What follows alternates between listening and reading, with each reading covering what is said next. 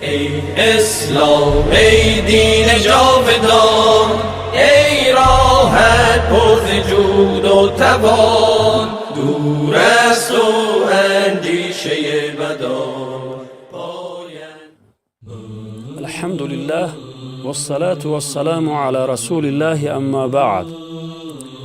از حضرت عایشه ام المؤمنین رضی الله عنها روایت است که پیامبر خدا صلی الله علیه و سلم فرمودند: به مردگان ناسزا نگویید، زیرا آنان به نتیجه اعمالشان رسیده اند. روایت بخاری.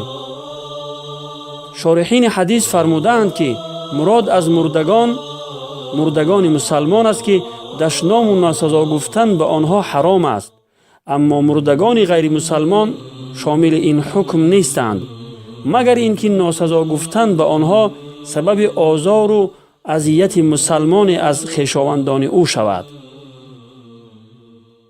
किताब अज़मत के हर सफ़े पर खुदा ने उनका है नाम लिखा, खुदा ने उनका है नाम लिखा।